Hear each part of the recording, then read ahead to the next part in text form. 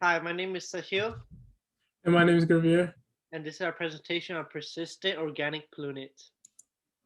What is a persistent organic pollutant? It's a pollution that's made up of organic chemicals that are resistant to environmental degradation through chemical, biological, and photolytic processes.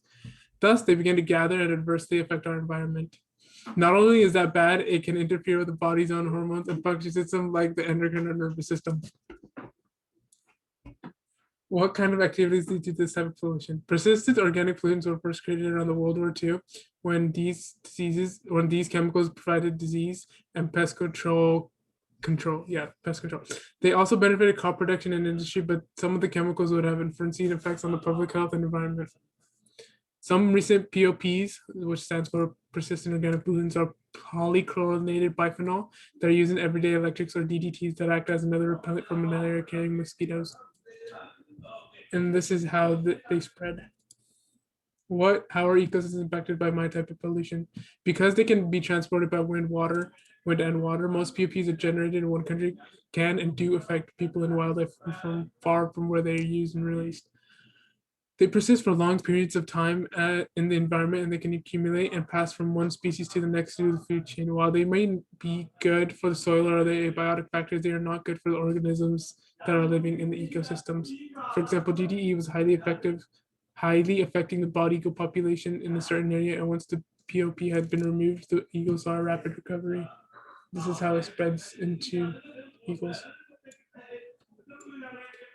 There's DDT in soil, compost, and also plants taking DDT or not DDT, persistent organic pollutants.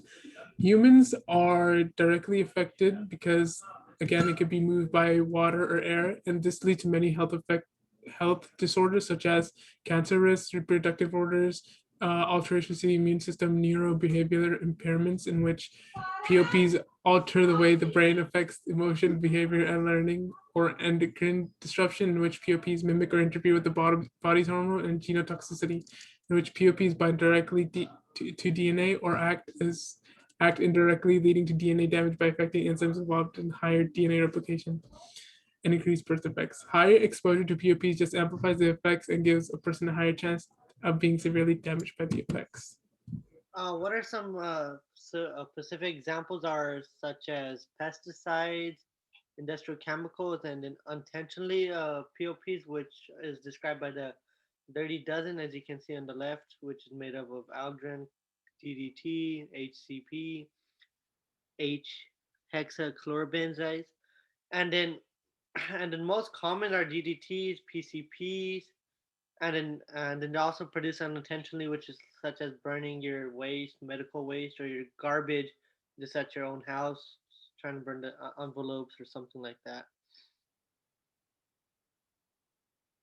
The costs, there's not that much of a cost financially because they've been going on for such a long time since they barely eliminate since they stay on the ground for so long. It takes them years to dissolve fully, and then they can be transported by wind and water over several countries or states, for example.